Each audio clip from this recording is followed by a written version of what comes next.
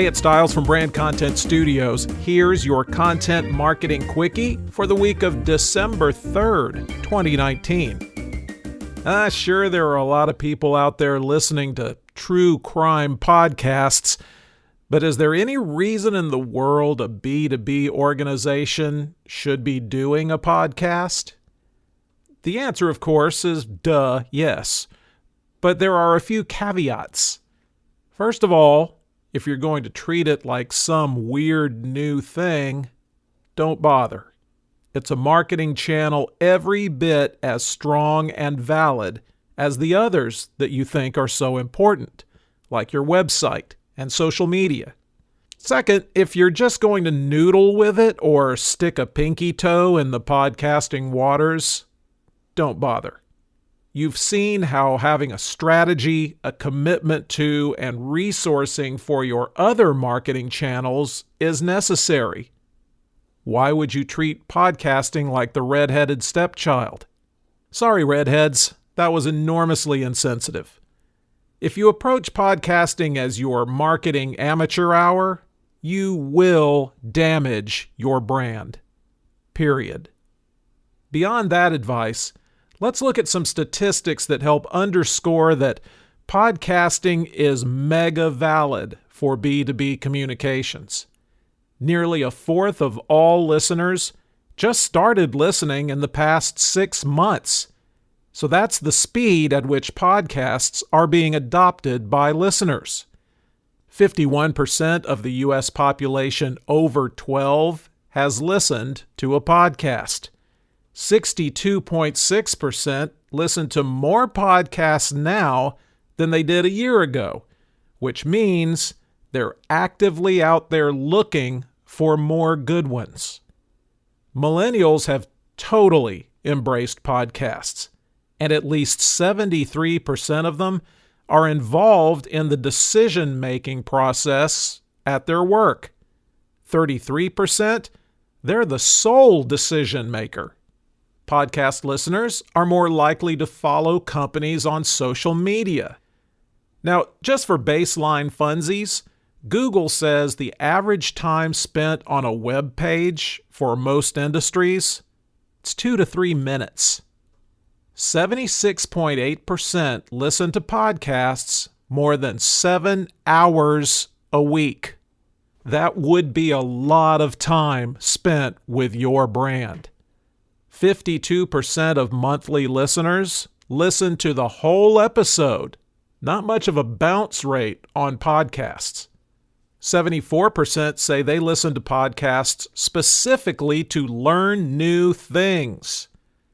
There are avid fans of business podcasts in 13 million households and casual fans of business podcasts in about 52 million households.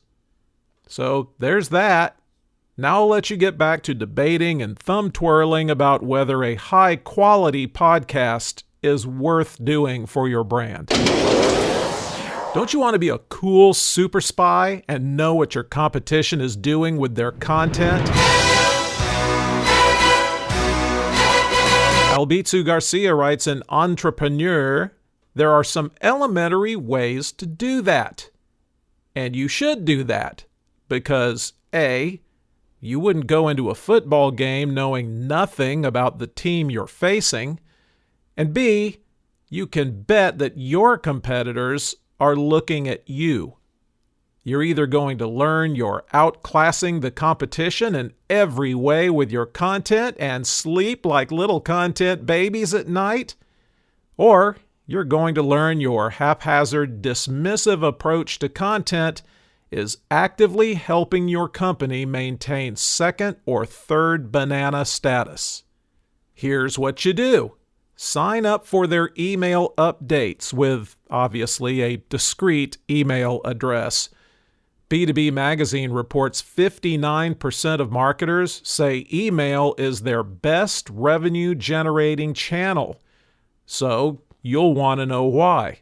You'll also quickly pick up their culture, company news, active campaigns, favorite kinds of content, publishing frequency, and their brand voice. Next, you analyze their videos. Now don't just watch them. Read the comments. Look at the engagement metrics. Which videos are working for them? What do they put in their titles and descriptions? In fact, go ahead and subscribe to their channel so you'll get alerted when a new video goes up. You'll want to watch what they do on social media. Make sure you turn on notifications for their posts. If you don't like monitoring that manually, there are some tools that help you keep an eye on the enemy. Watch their blog to see what works. BuzzSumo or Social Animal can analyze a blog for you, but what you're really interested in is what questions is their blog answering? Figure out what keywords they're targeting. You can attend their webinars, which CMI says 61% of content marketers use. The topics will show you what interests their audience most. And stick around for the Q&A. Take what questions were asked and then go make your own content that answers those questions. Sneaky Pete! Lastly, watch what they're doing with their website. What is their message focusing on? Any new products or services? Are they investing in big site redesigns?